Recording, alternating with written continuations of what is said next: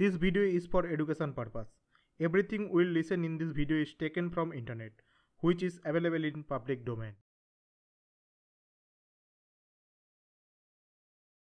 আজকে আমি আপনাদের যে ঘটনাটি শোনাতে চলেছি সেই ঘটনাটির সম্বন্ধে আমি আপনাদের প্রথমে বেশি কিছু বলবো না, শুধু এইটুকু বলবো যে আজকে আমি আপনাদের যে ঘটনাটি শোনাতে চলেছি সেই ঘটনাটি আমেরিকার ঘটনা। আর এই ঘটনাটি শোনার পর আপনাদের মনে হবে যে আপনারা হয়তো কোনো কাল্পনিক ঘটনা শুনছেন, কিন্তু এই ঘটনাটি 1971 সালে ঘটে যাওয়া একটি সত্য ঘটনা। তো চলুন ঘটনাটি প্রথম থেকে শুরু করা যাক। বড়দের নমস্কার ও ছোটদের ভালোবাসা দিয়ে শুরু করছি আজকের ঘটনা।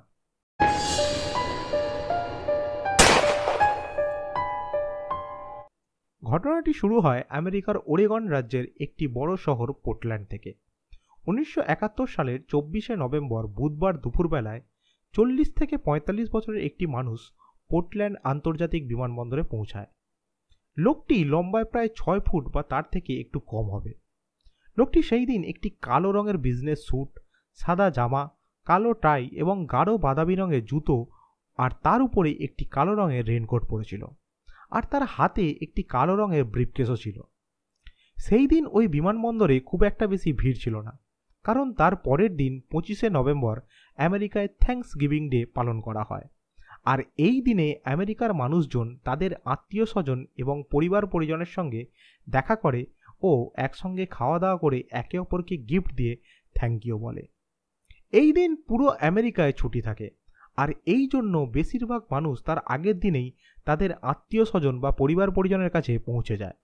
আর এই জন্যই 1971 সালে 24শে নভেম্বর পোর্টল্যান্ড আন্তর্জাতিক বিমানবন্দর কিছুটা খালি ছিল। লোকটি বিমানবন্দরে পৌঁছাবার পর নর্থ ওয়েস্ট ওরিয়েন্টাল এয়ারলাইন্সের একটি টিকিট কাউন্টারে পৌঁছায়, আর সেখান থেকে পোর্টল্যান্ড থেকে সিয়াটেল যাবার জন্য একটি ওয়ান ওয়ে টিকিট কাটে। আর এই টিকিটের মূল্য হিসাবে ক্যাশ $20 দেয়। কাউন্টার থেকে টিকিট রিজার্ভেশনের জন্য তাকে যখন তার নাম জিজ্ঞাসা করা হয়, তখন সে তার নিজের নাম ড্যান কুপার বলে পরিচয় দেয়। সে মার্কিন যুক্তরাষ্ট্রের বোয়িং 727-এর 305 নম্বর বিমানের একটি টিকিট পায়। টিকিট নেবার পর সে বোর্ডিং গেটের দিকে চলে যায়। আর সেই সময় বিমানবন্দরে আজকের মতো মেটাল ডিটেক্টর বা এত কড়া পাহারা ছিল না। বিশেষ করে যাত্রীর ব্যাগ বা লাগেজ চেক করা হতো না, শুধুমাত্র টিকিট থাকলেই আর কোনো অসুবিধা হতো না। বোর্ডিংয়ের পুরো প্রসেস কমপ্লিট হওয়ার পর কুপার নর্থ ওয়েস্ট ওরিয়েন্টাল এয়ারলাইন্সের 305 নম্বর বিমানে পৌঁছে যায়। বিমানের ভেতরে ঢুকে সে সব থেকে পিছনের দিকে যে সিটগুলি থাকে তার মাঝখানের একটি সিট, মানে সিট নাম্বার 18 সিটে গিয়ে বসে। আর তার পাশের সিটটি ফাঁকা থাকার কারণে সে তার ব্রিফকেসটি তার পাশের সিটে রেখে দেয়। তার আশেপাশে এবং উল্টো দিকে যে সিটগুলি ছিল সেগুলিও বেশিরভাগ খালি ছিল। এরপর সে তার ব্যাগ থেকে একটি কালো রঙের চশমা বের করে পড়ে আর একটি সিগারেট ধরিয়ে একটি বরফ সোডা অর্ডার করে। সেই দিন ওই বিমানে কুপার ছাড়া আরও 35 জন যাত্রী উপস্থিত ছিল, আর কুপার ছিল 36 নম্বর যাত্রী। তাছাড়াও এই বিমানে আরও 6 জন ক্রু মেম্বার উপস্থিত ছিল, যার মধ্যে 3 জন ফ্লাইট অ্যাটেন্ডেন্ট, একজন পাইলট, একজন কো পাইলট আর একজন ফ্লাইট ইঞ্জিনিয়ার। সব মিলিয়ে এই বিমানে মোট 42 জন মানুষ ছিল, আর পুরো বিমানের 3 ভাগের 2 ভাগ খালি ছিল। দুপুর 2:50-এ তার নির্দিষ্ট সময় পোর্টল্যান্ড আন্তর্জাতিক বিমানবন্দর থেকে বিমানটি যাত্রা শুরু করে, আর ঠিক আধ ঘন্টা পর সিয়াটেল টাকোমা আন্তর্জাতিক বিমানবন্দরে তার যাত্রা শেষ করার কথা ছিল। বিমানটি আকাশে ওড়ার কিছুক্ষণ পর কুপার তার পকেট থেকে একটি চিরকুট বার করে, আর সেই চিরকুটটি তার পাশ দিয়ে যাওয়া একটি ফ্লাইট অ্যাটেন্ডেন্ট ফ্লোরেন্স সাপলারকে ডেকে তার হাতে দেয়। ফ্লোরেন্স চিরকুটটি হাতে নিয়ে তার দিকে তাকিয়ে মুচকি হেসে চিরকুটটি পকেটে ঢুকিয়ে ওখান থেকে চলে যায়। ফ্লোরেন্স ভাবে যে এই মানুষটি তার সঙ্গে হয়তো ফ্ল্যাট করছে এবং তাকে হয়তো তার নাম্বার দেওয়ার চেষ্টা করছে, কারণ এই ধরনের ঘটনা এর আগেও তার সঙ্গে অনেকবার ঘটেছে। কুপার যখন দেখে যে ফ্লোরেন্স চিরকুটটা না পড়েই তার পকেটে ঢুকিয়ে নিয়েছে, তখন কুপার তাকে আরও একবার ডাকে আর তার কানে কানে বলে যে আপনি যদি এই চিরকুটটি পড়ে থাকেন তাহলে ঠিক আছে, আর যদি না পড়ে থাকেন তাহলে আমি আপনাকে জানাতে চাই যে আমার কাছে একটি বোম আছে। এই কথাটি শোনা মাত্রই ফ্লোরেন্স ভীষণ ভয় পেয়ে যায়, আর সে সঙ্গে সঙ্গে চিরকুটটি খুলে পড়া শুরু করে। তাতে লেখা ছিল যে মিস, আমার কাছে একটি বোম আছে, আর আমি চাই আপনি আমার পাশে এসে বসুন। এরপর ফ্লোরেন্স তার একটি সহযোগী ফ্লাইট অ্যাটেন্ডেন্ট টিনা মাকলোকে ডাকে এবং তাকে ওই চিরকুটটি দেখায়। আর এই চিরকুটটি পড়ার পর টিনাও ভীষণ ভয় পেয়ে যায়। কিন্তু তারপরেও টিনা একটু সাহস করে কুপারকে জিজ্ঞাসা করে যে আপনি কোনো ইয়ার্কি করছেন না তো। এই কথাটাই শোনার পর কুপার টিনা মাকলোকে বলে যে আপনি আমার পাশে বসুন, আমি আপনাকে কিছু দেখাতে চাই। তার কথা শুনে টিনা তার পাশের খালি সিটে বসে পড়ে। আর তারপর কুপার তার কালো ব্রিফকেসটি খুলে তাকে দেখায়। এই ব্রিফকেসটির ভিতরে মোট 8টি লাল রঙের ডাইনামাইটের স্টিক ছিল, যেটি 4টি করে 2টি বান্ডিলে বাঁধা ছিল। তাছাড়াও এর ভেতরে আরও অনেক রকমের তার একটি ব্যাটারির সঙ্গে জোড়া ছিল। আর তার সঙ্গে একটি সুইচ ছিল, যেটি কুপার তার বাঁ হাতে ধরেছিল। এই সব দেখার পর তারা দুজনে ভীষণ ভয় পেয়ে যায়।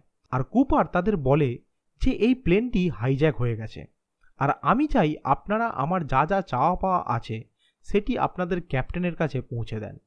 কুপার বলে যে আমার আজকে বিকাল 5টার মধ্যে 2 লাখ আমেরিকান ডলার, 4টি প্যারাশুট, যার মধ্যে 2টি প্রাইমারি ব্যাগ প্যারাশুট আর 2টি রিজার্ভ ফ্রন্ট প্যারাশুট।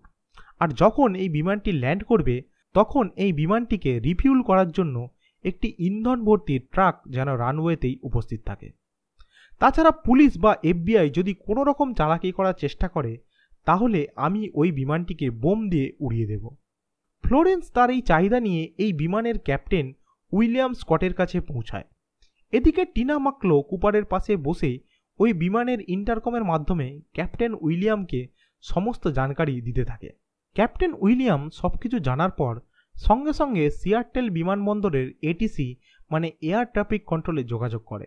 আর বিমানে ঘটে যাওয়া সমস্ত ঘটনার জানকারি সে দিতে থাকে যে ড্যান কুপার নামের একজন ব্যক্তি ফ্লাইট নাম্বার 305 হাইজ্যাক করেছে, তার কাছে একটি বোম আছে আর তার এই চাহিদা আছে। যদি তার চাহিদা পূরণ না করা হয় তাহলে সে এই বোম দিয়ে পুরো বিমানটিকে উড়িয়ে দেবে। বিমানবন্দরের কর্তৃপক্ষ এই ঘটনাটি শোনার পর তারাও ভীষণ ভয় পেয়ে যায়। বিমানবন্দর কর্তৃপক্ষ সঙ্গে সঙ্গে এই খবরটি FBI এর কাছে পৌঁছে দেয় আর লোকাল পুলিশ এবং বিমানবন্দরের নিরাপত্তা বাহিনীকেও প্রস্তুত করে দেয়। এদিকে কুপার টিনাকে বলে যে যতক্ষণ না তার চাহিদা পূরণ করা হয় ততক্ষণ বিমানটি যেন সিয়াটল বিমানবন্দরের উপরে গোল গোল ঘুরতে থাকে, কোনোভাবেই যেন ল্যান্ড না করে। আর এটাও বলে যে সে যে 2 লাখ আমেরিকান ডলার চেয়েছে সেটি যেন 20 ডলারের নোটে দেওয়া হয়। এই কথাটি শোনার পর টিনা সঙ্গে সঙ্গে ইন্টারকমের মাধ্যমে ক্যাপ্টেন উইলিয়ামকে সবকিছু জানায়। আর ক্যাপ্টেন উইলিয়াম ATCকে সবকিছু জানায়। ATC যখন এই ঘটনায় FBIকে জানায় তখন FBI এবং আমেরিকান সরকার চিন্তায় পড়ে যায়। অনেক চিন্তাভাবনা করার পর আমেরিকান সরকার এই সিদ্ধান্ত নেয় যে এখন কুপারের সব চাহিদা মেনে নেওয়া হোক, পরে সে যখন কোথাও ল্যান্ড করবে সেখানেই তাকে ধরে ফেলা হবে।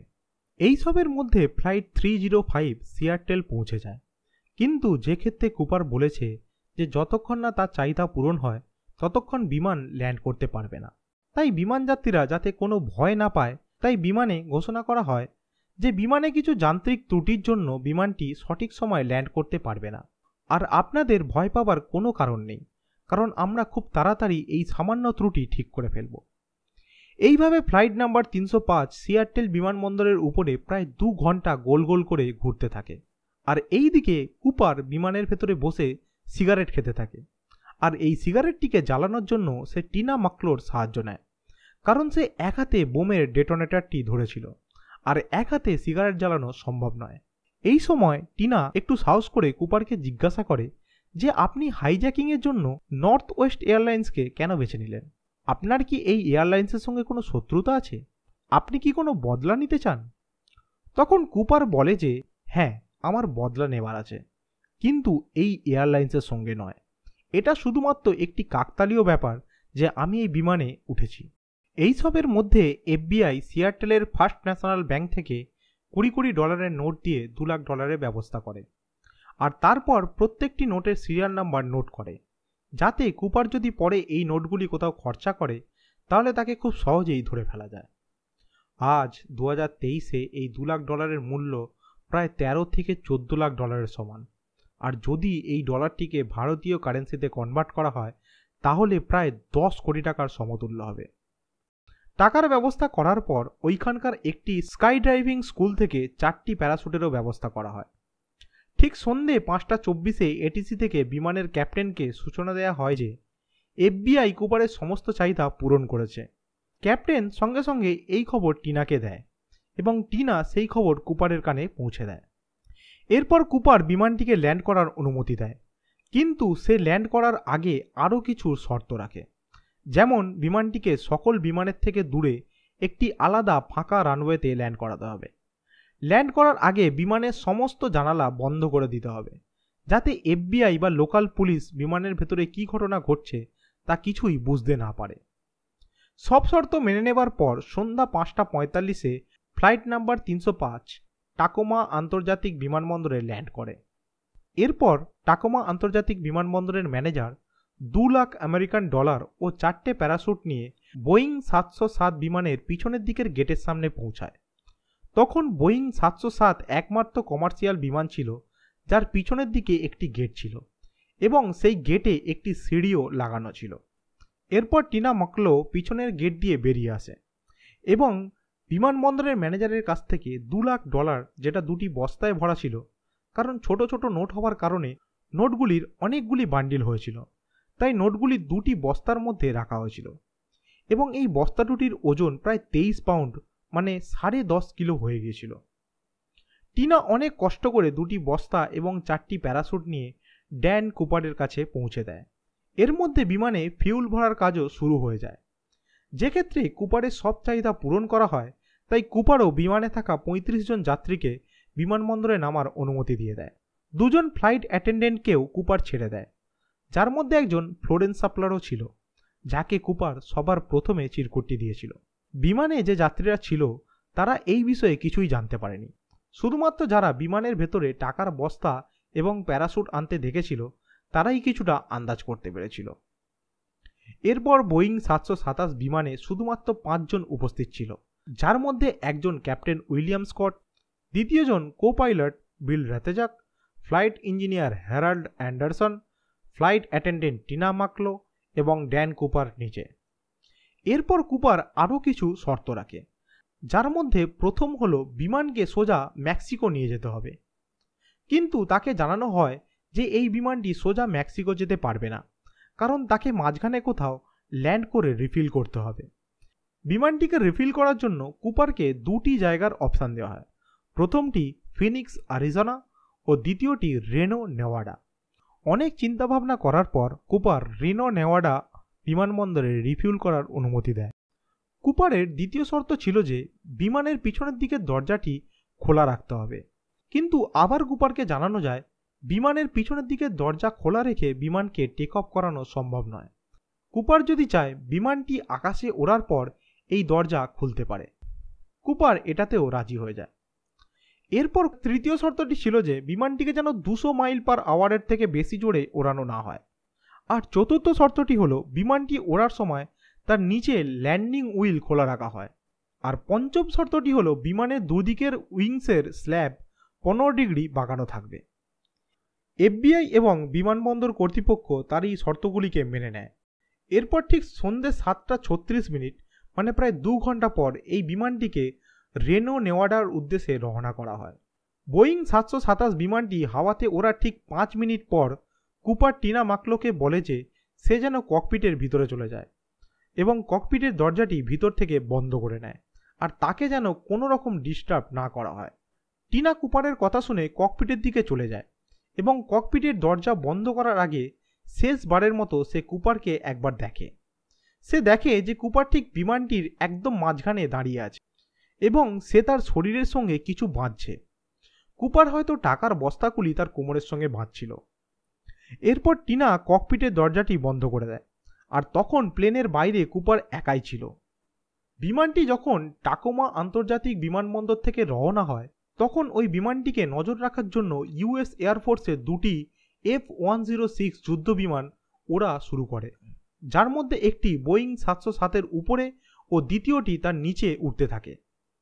সেই দিন বাইরের আবহাওয়া খুব খারাপ ছিল, কালো মেঘ ও ঝোড়ো হাওয়ার সঙ্গে ভীষণ বৃষ্টি হচ্ছিল।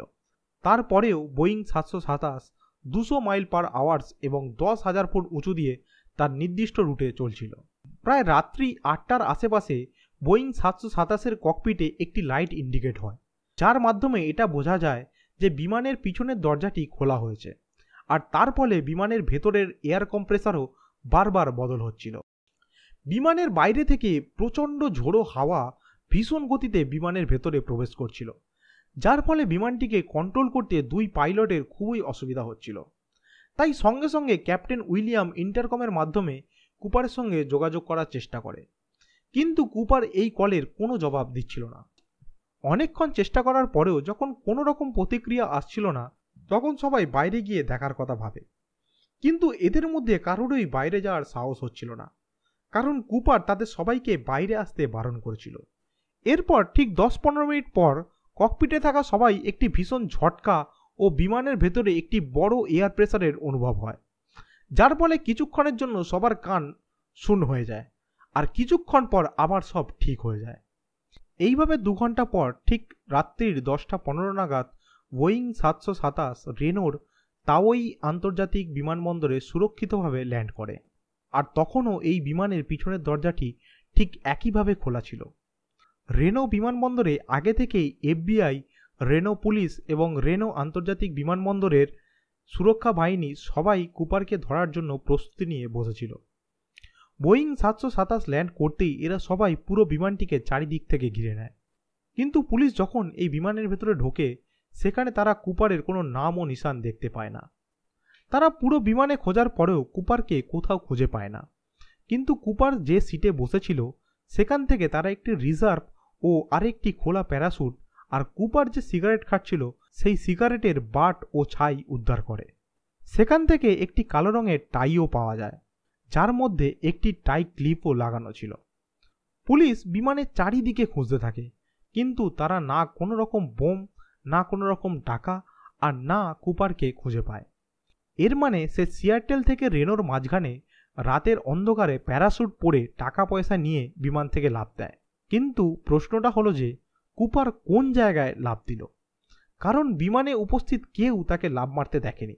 এমনকি US সরকারের যে দুটি ফাইটার জেট বোয়িং 727-এর উপরে এবং নিচে উড়ছিল তাদের পাইলটেরাও কিচ্ছু দেখতে পায়নি।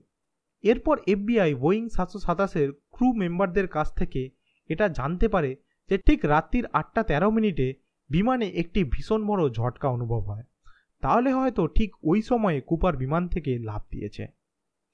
যে রুট দিয়ে ওই বিমানটি উড়ছিল সেই রুটটির নাম হচ্ছে ভেক্টর 23। তো এই রুট এবং টাইমিং অনুযায়ী কুপার সেই জায়গায় লাফ মারে যেই জায়গাটি হটলাইন থেকে 64 কিলোমিটার দূর উত্তরের দিকে এরিয়েল ওয়াশিংটন এবং লুইস নদীর সামনের একটি জায়গা।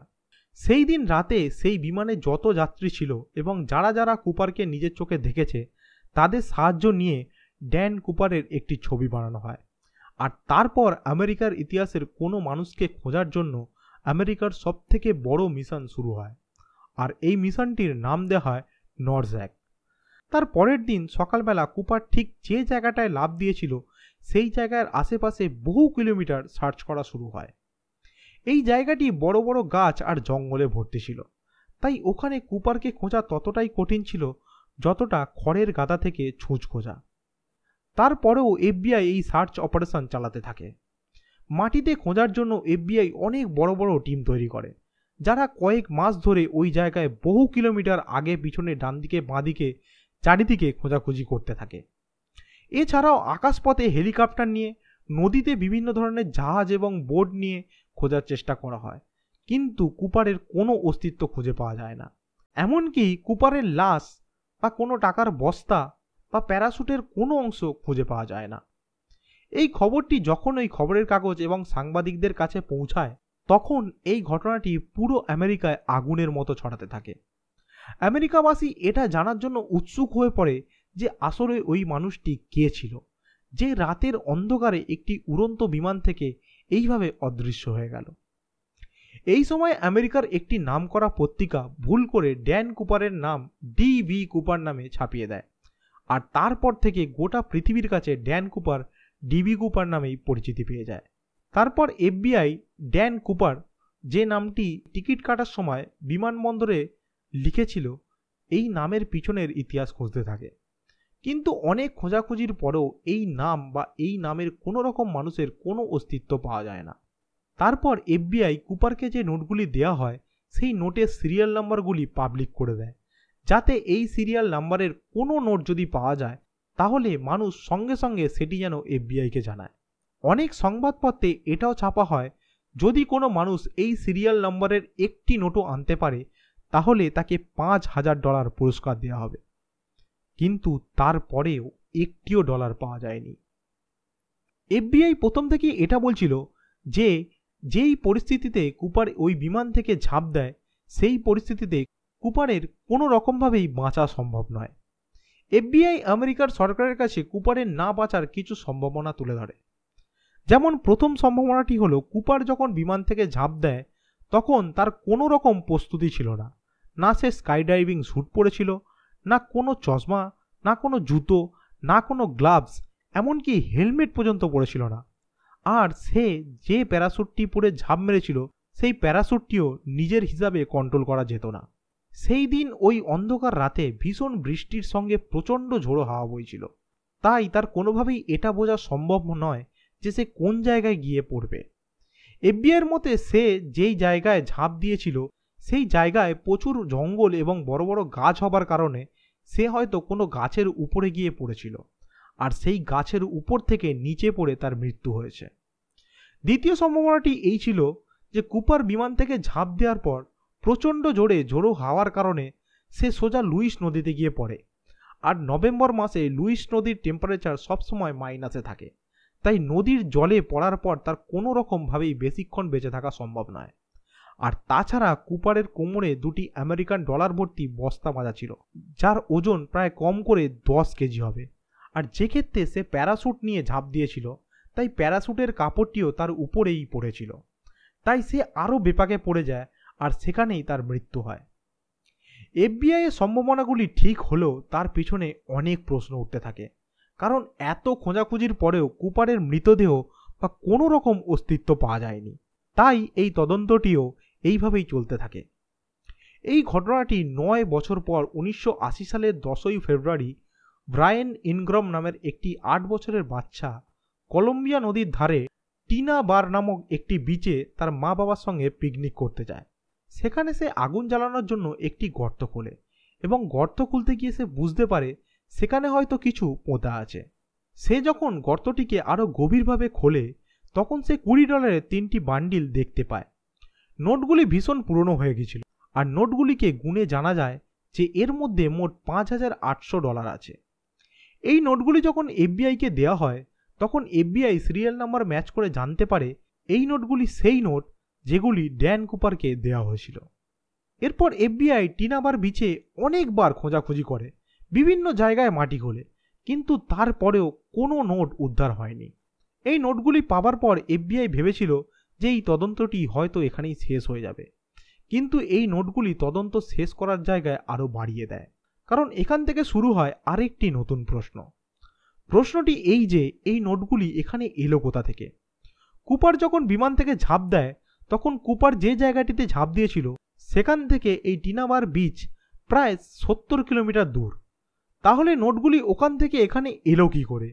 এফবিআইয়ের সম্ভাবনা অনুযায়ী কুপার যখন বিমান থেকে ঝাঁপ দেয় তখন তার কিছু ডলারের নোট হয়তো লুইস নদীতে পড়ে যায়, আর লুইস নদীতে ভাসতে ভাসতে সেটি কলম্বিয়া নদীতে এসে পৌঁছায়। যে ক্ষেত্রে টিনাবার বিচ কলম্বিয়া নদীর পাশেই ছিল, তাই কলম্বিয়া নদী থেকেই এই নোটগুলি টিনাবার বিচে পৌঁছায়। কিন্তু এই সম্ভাবনাটির মধ্যেও একটি সমস্যা দেখা দেয়, সেটি হলো লুইস নদী আর কলম্বিয়া নদী যেই জায়গায় মিশেছে সেই জায়গা থেকে কলম্বিয়া নদী টিনাবার বিচের বিপরীত দিকে প্রবাহিত হয়, তাই কোনোভাবেই এই নোটগুলি টিনাবার বিচে পৌঁছানো সম্ভব নয়। আর তাছাড়া 3টি নোটের বান্ডিল একই সঙ্গে একই জায়গায় পৌঁছে যাবে এটাও কিছুটা অসম্ভবই লাগছিল। তবে কি বিমান থেকে ঝাঁপ দেওয়ার পর কুপার কোনোভাবে বেঁচে গিয়েছিল, আর কুপারই কি এই নোটগুলি এইখানে লুকিয়ে রেখে গেছে, নাকি কুপার এই নোটগুলি অন্য কাউকে দিয়েছিল আর সে এইখানে লুকিয়েছে? এর উত্তর আজও জানা সম্ভব হয়নি। আমেরিকার বহু লোক ডিবি কুপারকে একজন হিরো বলে মনে করে। বহু মানুষ এটাও মানত যেভাবে কুপার এই বিমানটিকে হাইজ্যাক করে আর রাতের অন্ধকারে ওই বিমান থেকে নিখোঁজ হয়ে যায়, তা কোনো সাধারণ মানুষের কাজ নয়, যা আমেরিকার সবথেকে বড় তদন্ত সংস্থা এফবিআইও যার কোনো সুরাহা করতে পারে না। তাই আমেরিকার মানুষ এটাকে একটি পারফেক্ট ক্রাইম বা নিখুঁত অপরাধ বলে মনে করে। এরিয়াল ওয়াশিংটনের ঠিক সেই জায়গায় যেখানে কুপার বিমান থেকে ঝাঁপ দিয়েছিল, সেইখান থেকে কিছুটা দূরে একটি দোকান আছে, যেখানে আজও থ্যাঙ্কস গিভিং ডের দিনে কুপারের সাফল্য খুবই আনন্দের সঙ্গে উদযাপন করা হয়। এদিকে এফবিআইও এই তদন্তটি চালাতে থাকে। এফবিআই যথাসম্ভব চেষ্টা করে এই মামলাটিকে সমাধান করার। বছরের পর বছর কাটতে থাকে, কিন্তু কুপারের কোনো সন্ধান পাওয়া যায় না। কুপারের চেহারার সঙ্গে মিল থাকা অনেক মানুষকে গ্রেপ্তার করা হয়, যাদের মধ্যে অনেকেই স্বীকার করে যে সে ডিবি কুপার। এমনকি তাদের পরিবারের লোকজনও এসে বলে যে হ্যাঁ, আমার স্বামী ডিবি কুপার, বা আমার স্ত্রী ডিবি কুপার, বা আমার ভাই ডিবি কুপার। কিন্তু কোনোভাবেই এমন কোনো প্রমাণ পাওয়া যায়নি যেটি প্রমাণ করে যে এদের মধ্যেই কেউ ডিবি কুপার। এই তদন্তটি এইভাবেই চলতে থাকে, আর 2011 সাল চলে আসে। এই কয়েক বছরের মধ্যে এফবিআই প্রায় 1000-এর বেশি মানুষকে গ্রেপ্তার করেছে যাদের কুপারের সঙ্গে মিল আছে। এই কারণে এই মামলাটির এত ফাইল তৈরি হয় যে ফাইলগুলোকে যদি একের উপর এক সাজানো হয়, তাহলে ফাইলগুলির উচ্চতা প্রায় 40 ফুট লম্বা হবে। এফবিআই যতজনকে গ্রেপ্তার করেছিল তার মধ্যে সবথেকে যে মানুষটির সঙ্গে কুপারের মিল ছিল তার নাম ছিল রিচার্ড ফ্লয়েড ম্যাকওয়ে জুনিয়র।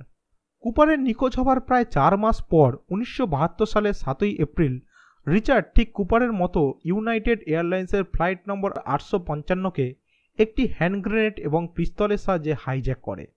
সেও এয়ারপোর্টের টিকিট নেওয়ার জন্য কুপারের মতোই নকল নামের ব্যবহার করেছিল। সেও তার চাহিদা একটি চিরকুটে লিখে দিয়েছিল। সেও 4টি প্যারাশুট চেয়েছিল। শুধুমাত্র $2 লাখ জায়গায় সে $5 লাখ চেয়েছিল। আর সে যে বিমানটিকে হাইজ্যাক করেছিল সেটিও বোয়িং 727 ছিল। ঠিক কুপার যেভাবে পিছনের গেট দিয়ে ঝাঁপ মেরে নিখোঁজ হয়ে যায়, ঠিক সেইভাবেই রিচার্ড বিমানের পিছনের দরজা দিয়ে ঝাঁপ মারে। কিন্তু তার ঠিক 2 দিন পরেই 1972 সালের 9 এপ্রিল রিচার্ড এফবিআইয়ের হাতে ধরা পড়ে যায়। আর ঠিক এই জন্যই তাকে সবাই কুপার ভেবে বসে। কিন্তু একটা জিনিস যেটা রিচার্ডকে কুপারের থেকে আলাদা করে, সেটি হলো তার বয়স। 1971 সালে কুপার যখন বিমান হাইজ্যাক করে তখন রিচার্ডের বয়স মাত্র 29 বছর ছিল। কিন্তু 1971 সালে যারা কুপারকে নিজের চোখে দেখেছিল তখন তারা কুপারের বয়স 40 থেকে 50-এর মধ্যে বলে দাবি করে। তাছাড়া রিচার্ড ম্যাকওয়ে কোনোদিনও নিজেকে কুপার বলে মেনেও নেয়নি, আর কোনোদিনও নাও করেনি। এর ঠিক 2 বছর পর 1974 সালে পুলিশের সঙ্গে হাতাহাতি হওয়ার কারণে পুলিশের গুলিতে রিচার্ডের মৃত্যু হয়, আর তার সঙ্গেই সকল প্রশ্ন শেষ হয়ে যায়। এই ঘটনাটি যদি আজকের দিনে ঘটতো তাহলে কুপারের খাওয়া সিগারেটের অংশ থেকে ডিএনএ টেস্ট করে এটা জানা যেত যে রিচার্ড ম্যাকওয়ে আসলে ডিবি কুপার কিনা। কিন্তু 1971 সালে সেটি সম্ভব ছিল না, কারণ সেই সময় ডিএনএ টেস্ট ছিল না। কিন্তু সবথেকে অবাস্তব বিষয় হলো যে খুবই রহস্যময়ভাবে এফবিআইয়ের কাছ থেকে কুপারের খাওয়া সকল সিগারেটের অংশ হারিয়ে যায়। এগুলি কি করে হারিয়ে গেল এই প্রশ্নের উত্তর এফবিআই দিতে পারেনি। এরপর 2016 সালের 8ই জুলাই এফবিআই বলে, আমরা বিগত বছর ধরে কুপারকে খোঁজার অনেক চেষ্টা করেছি। আমাদের যতটা সামর্থ্য ছিল, যা ম্যানপাওয়ার ছিল সব কাজে লাগিয়েছি, কিন্তু আমরা কুপারের কোনো অস্তিত্ব খুঁজে পাইনি।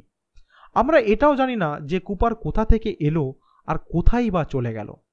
শেষ পর্যন্ত 45 বছর পর এফবিআই নিজের হার স্বীকার করে, আর এই তদন্তটিকে এখানে সমাপ্ত করা হয়।